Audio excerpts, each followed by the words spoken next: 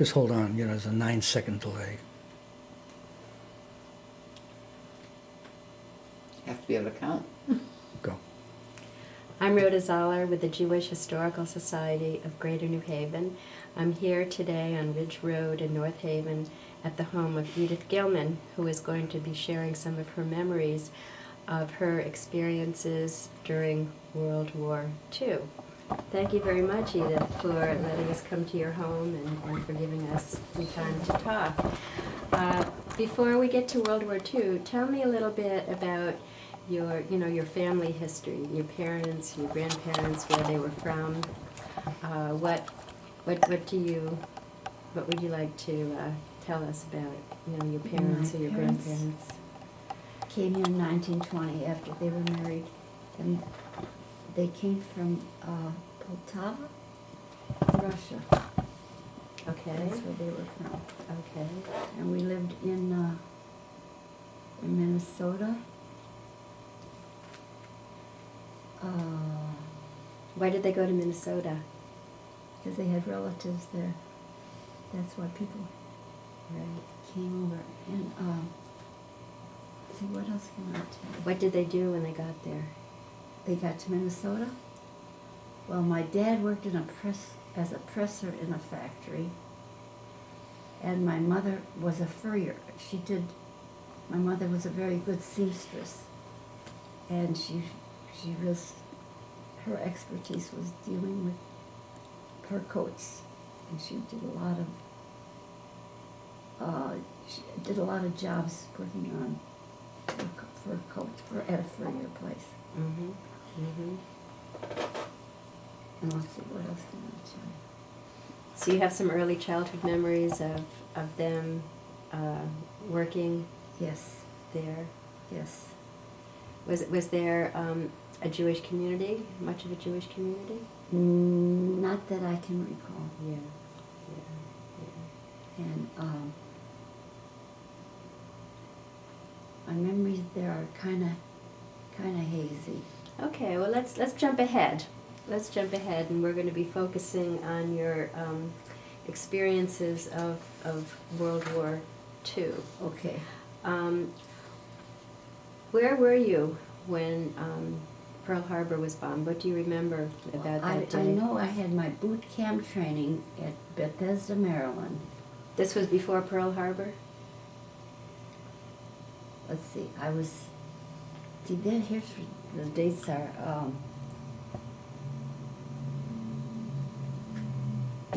Pearl Harbor was 41.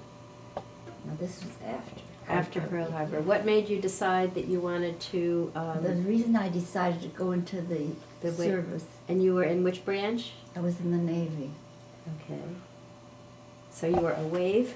Yeah, and my husband was in the Army, and I thought, well, we met at college and in 42, and he was going into the Army, and I decided I wanted to go into the Navy.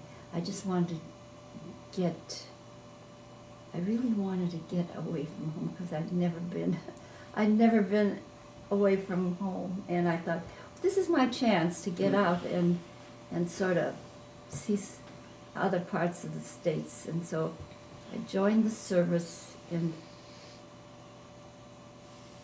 I think it was, I don't know, it was fall, what dates? It was 44. I was in the service in 44. How did your family feel about your... My mother was very much against it. She didn't want me to go, but I won out on that. And And what about your husband? How did your husband feel about it? we were not married at that time. Oh, okay. Okay. I thought, well, if he's going to be in the Army, I'm going to be in the Navy, and then we'll see what it'll be. And so we had a choice at the end of the boot camp training, a choice of where we wanted to go. And where was your boot camp training? In Bethesda, Maryland. And what was that like for you?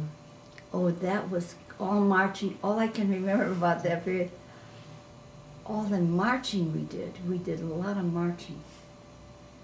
And it was very regimented, and the classes were very interesting because we were getting an education practically right there. And I picked a pharmacist tech. I wanted to be a pharmacist mate because I had always wanted to be a nurse, and I went for 2 years to the University of Minnesota for the nursing training. It was a 5-year program, and I took 2 years of the and then when I was supposed to go into the hospital for my training, instead of going into the hospital, I went into the service. Okay. And that's how I went into the Navy. So you got some training to be a pharmacist in the Navy? Yeah, it was hospital corps. It was really hospital corps training Okay. that resulted in being a pharmacist mate.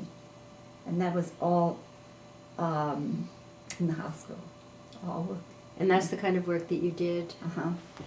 Okay. And where were you based after your basic training? Mare Island, California. We had 3 choices of where we wanted to go. And a friend of mine, we became friendly in the Navy at boot camp. We both picked Mare Island, California, and we both got our wishes granted. We were both stationed in Mare Island, California. The reason I picked Mare Island is because it was as far away from Minnesota as possible. I wanted to just get away and see more of the country. And it was at a hospital base. It was a hospital, they had, at this hospital, they had, the soldiers were coming in from Europe, and they were in deplorable condition, a lot of them, either mentally, physically, both. And there were I saw a lot of awful things at the hospital there when I was working there, because we worked on amputees. It was a very interesting record that I had, because 1 month I was on the TB ward, 1 month I was on the amputee, 1 month I was on the skin ward, 1 month I was in the nursery taking care of the pregnant newborns and the pregnant people that. What was your role? Were you working in the pharmacy there, or were you We were being a considered nurse? pharmacist mates there. Okay. And we rotated on all these different departments. So that was a big education in itself, because you got all the experience, you had training and experience on the job. So when you were in the different departments, were you dealing with the meds, or were you helping with whatever needed help on the floors? Whatever needed help. See, during that stage of my life, we did a lot of work, and the nurses just did the charting, and we did all the work. That meant taking care of all the patients. We handed out meds after they were counted out, and it was really a lot of work. So you got to talk to a lot of the patients. Oh yes. Do you remember any in particular? Were there any that kind of stuck in your memory? Yeah, they were all battle weary. It was a very tough road for them. Mm-hmm. Mm-hmm. And How many hours a day did you work? Do you mind if I No, ask? go ahead. what? What did you ask me? How many hours a day were you on duty? 10 long days. Now, before you enlisted in, maybe 43, what are your memories of the war and Pearl Harbor being attacked? Were you aware of what was going on in Europe? What are your memories of, December 7th, 1941? And it was a real slap in the face for America to be unprepared and taken by surprise like that. And I was very incensed at what was going on, and I wanted to do whatever I could in this, to help in this process that I was going through. But I did not want to go overseas. I wanted to stay in the States, and that's why I'm glad I was stationed at Mare Island. as close as I wanted to get to the actual battle scene. Right. Before you enlisted, were there things that you did to help support the effort? Were there ways that your life changed before you enlisted? Not really. Not really. Okay. All right. So, how long were you in this hospital in California? I think it was from October till the next December. So that was over a year. Okay. All right. Did it affect the opportunities that you had? Did the war affect the opportunities that you thought that you had? No. No. Did it affect the way you thought about your future, about what you might do in the future? Well, I knew I was in the right field because that was where my interests were Okay. at the hospital and Okay. hospital work. Okay. And you continued with that kind of work after? Well, no. This is what happened. At the very termination of this hospital, this series in the Navy, my husband had said we got engaged. Before he was in Detroit, I was in Mare Island, and he sent me. He proposed to me while we were in the service, and so that I got out of the service by being honorably discharged because I was getting married. Oh, there's a long story in between that I don't know if I should go into. We got married while we were both in the service. I got an emergency leave from the hospital. He got an emergency leave also. My mother was dying of bacterial endocarditis, inflammation of the heart. And they didn't expect her to live too long, so I wanted her to see me married before she died. And so we planned this we got a 6-day, this is going to be so involved, a 6-day leave, both of us, and we prepared for a wedding in 3 days. We were married within 3 days, and we were together 3 days. Then he went back to Detroit, I went back to California, and then I applied for the honorable discharge to get out of the service because I was married, and I had to get back and take care of my mother, who was very sick at the time. Okay. It's very involved, boy. That must have been a difficult time. Oh, I had a lifetime of difficult times, really. But this was kind of, So your mother saw you get married then? yes. And she lived, she was she had this serious illness at a time that they were just discovering the sulfa drugs. And because the sulfa drugs came into effect, that saved her. She was in the hospital for about 6 months. She was down to 80 pounds, and she was a mess.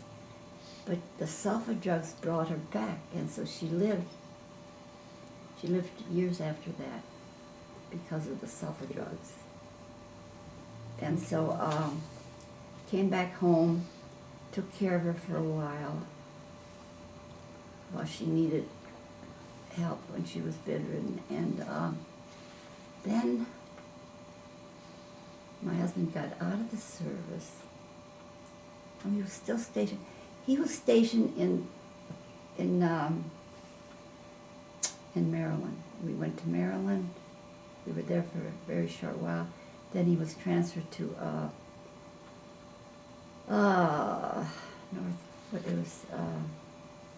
Richmond, Virginia.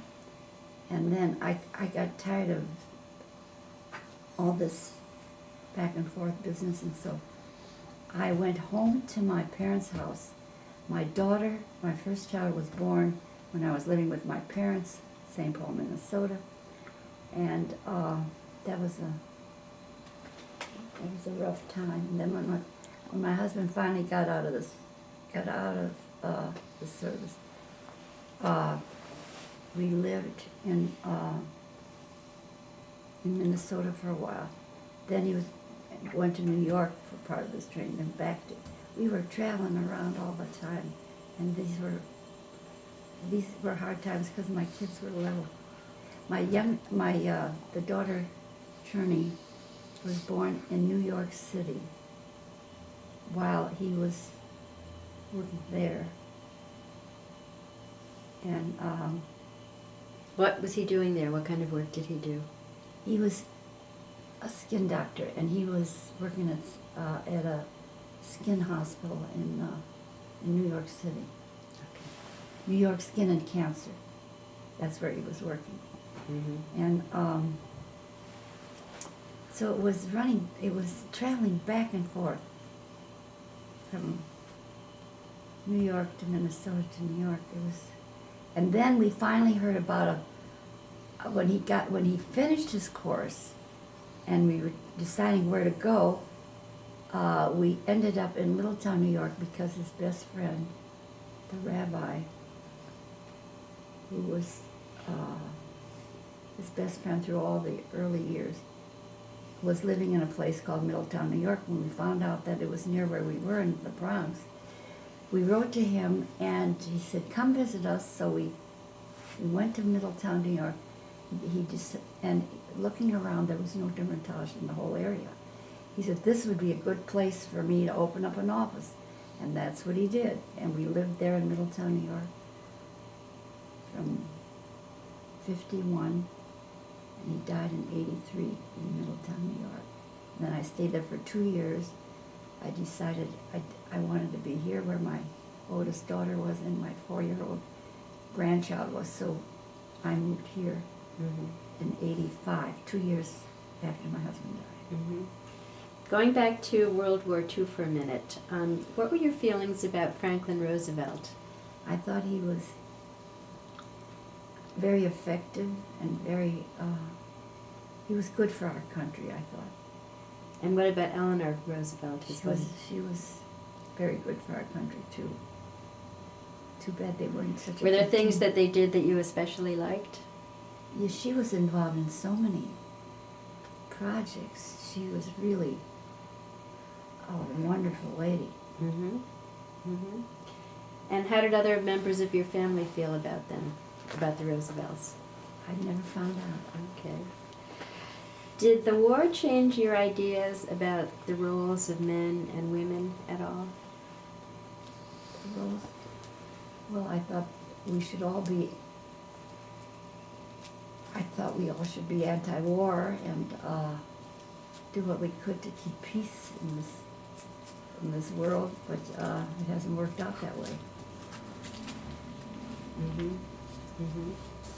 Well, you were kind of a rebel for going and enlisting and... Yeah, I was. Not... I was determined to get away from Minnesota and to do my part somehow, and that's why I chose going into the service. So you felt that as a woman you wanted to be able to contribute Yes. and participate Yes. in an important Because event. The war is a horrible thing, and I'm just sorry we are still so involved in conflict. Mm-hmm. What do you think when you hear World War II called the Good War? No war is a good war, in my book. And what about the greatest generation? There have been books written calling the generation that fought in World War II the greatest generation. I don't think I agree with that. No? Why not? Because we should have done more to have the generation look for ways and means to have a peaceful coexistence. Mm-hmm. Okay. How did being Jewish affect your feelings about the war? You knew what was going on with the camps and the transports in Yeah. Europe. Well, that's a horrible situation in our history that we lived through, and it should not ever be repeated, and we should have learned from it. Do you remember when you first became aware of what was happening in Europe? Yeah, during my time in service, yes. You hadn't been aware of it before then. Not as much. How did you find out? Who told you? Well, I mean, what was happening to the Jews in Europe? oh, to the Jews in Europe. Now that's something else again. I didn't know that much about. I knew about the general population, but I was not sure about. It was, except of course you knew all about the Holocaust and what was happening there. When did you find out about that? When did you learn about that? When did I learn about that? While it was happening. Was that before you enlisted? You knew about that? I can't remember the sequence. Okay, that's all right. That's all right. Okay. Do you think that knowing what happened to the Jews in Europe had an impact on your life in any way? Well, I became more Jewish-minded and more, you know, how do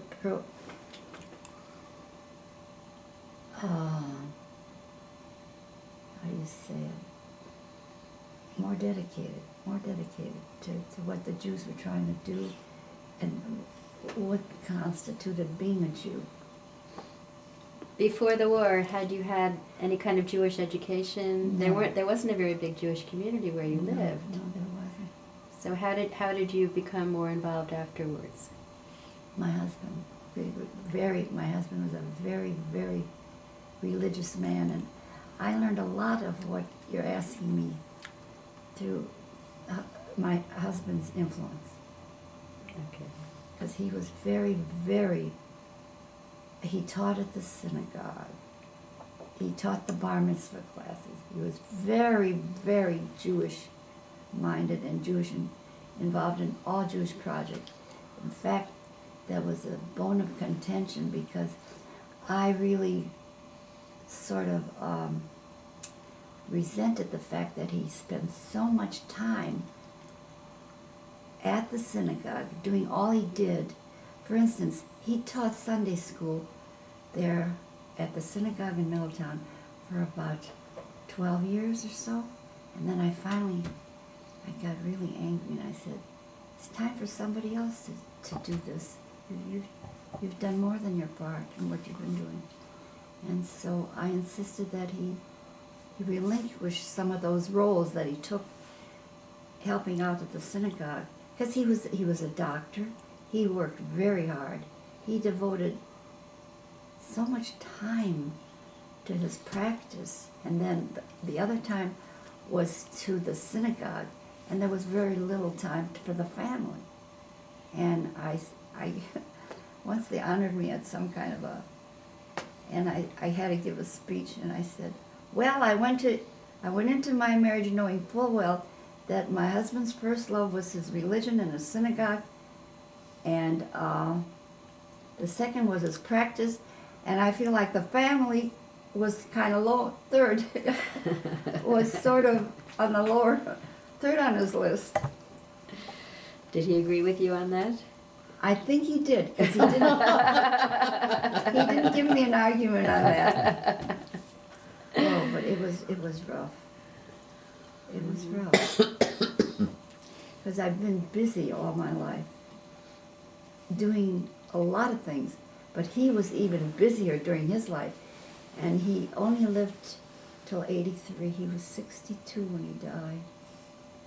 He had a heart condition for most of his adult life, and running back and forth to the Cleveland Clinic for every kind of checkup imaginable. Just love it this. Mm-hmm. And so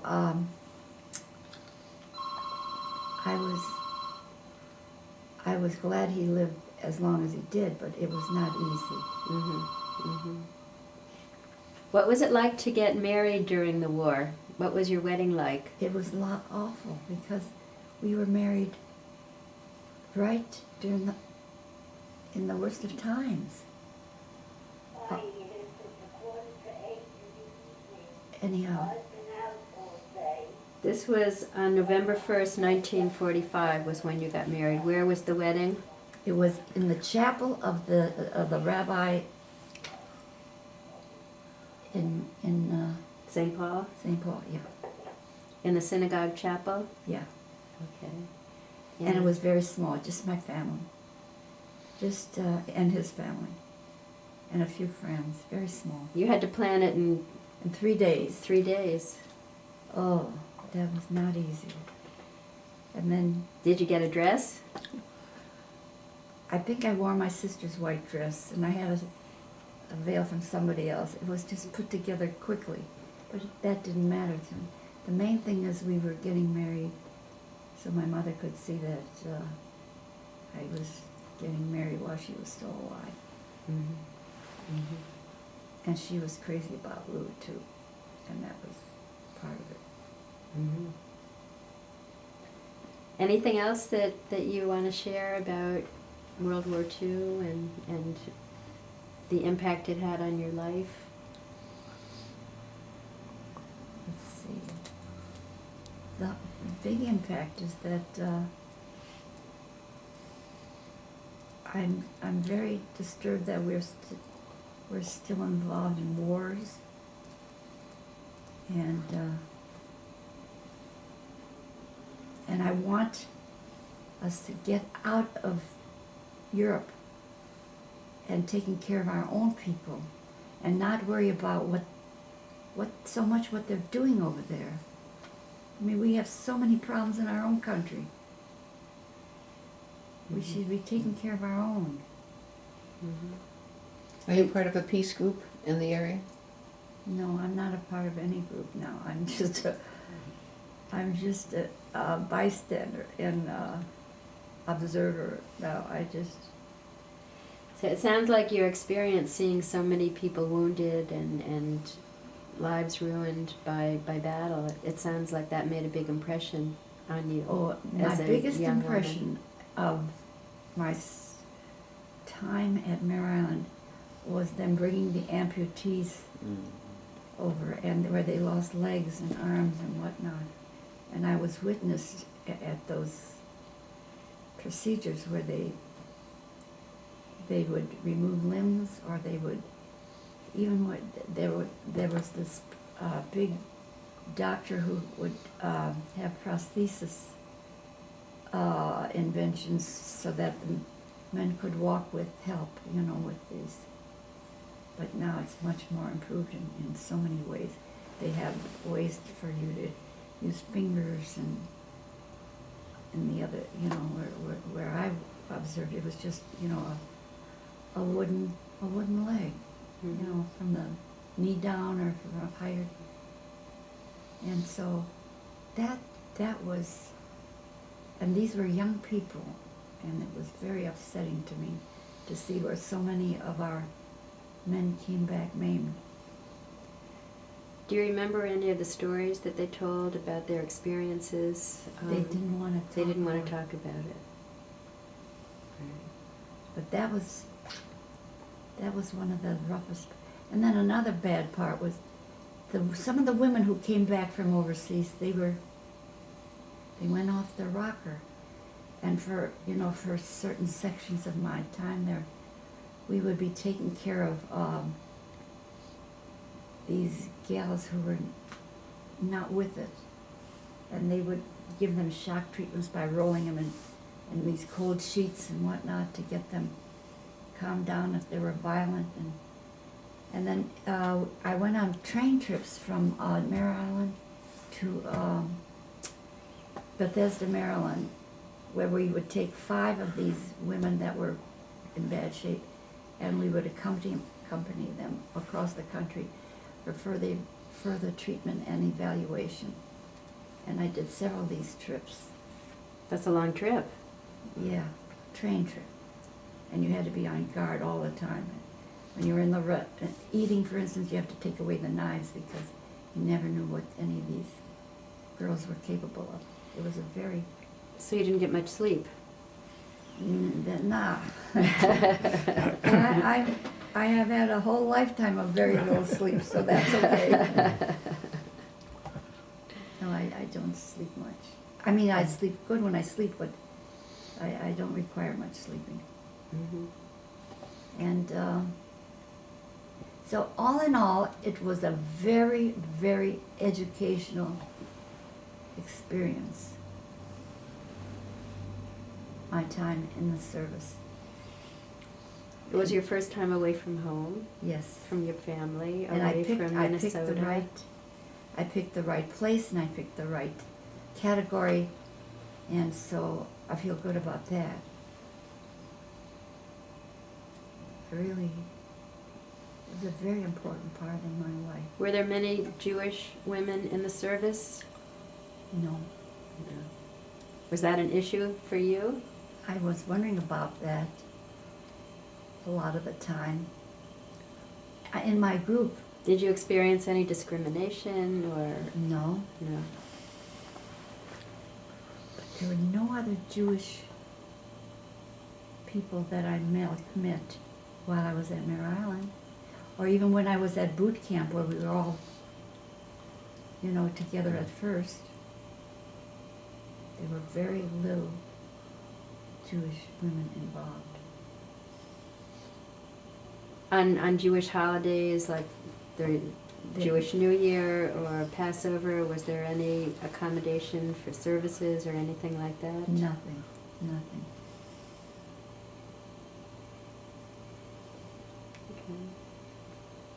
Okay, Phyllis Medvedow is with me. She's another member of the board of the Jewish Historical Society, and she's helping with this project.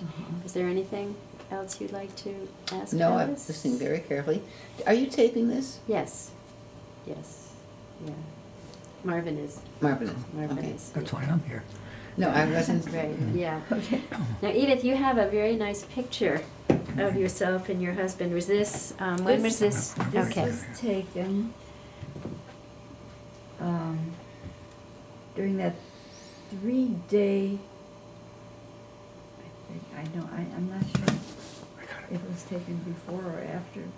When you were on your leave to get married? Yeah, Okay, so you're both in uniform, yep. and you're in the Navy uniform and he's in the Army uniform. Right, He was in the medical corps? yes, he was. I can see the, right? Okay. Okay.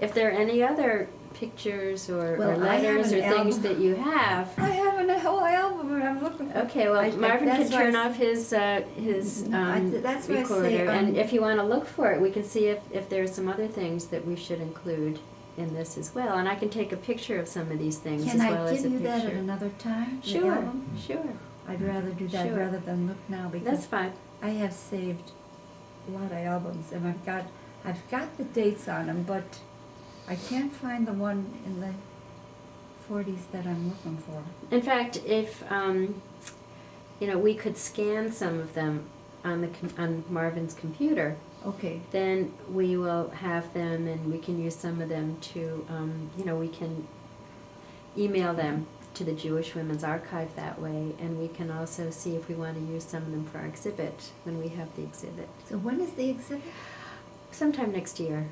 and where is it going to be? It will probably be at the Ethnic Center. Right, we'll let you know. Where's we'll the let you know. ethnic thing? On Fitch Street, Okay, where the Jewish Historical Society I is. see, okay. Right. Okay. So, thank you very much. Yes. This has Hi. been lovely. Another Yes. question. Oh, should we keep No, this on? no. Okay. From St. Paul. Yeah. I have a cousin who lived there and almost the same age, Bernice Schneider. Did you know them? And he was a furrier, and you mentioned that, Really? yeah, some Yeah, families furrier. doesn't ring a bell.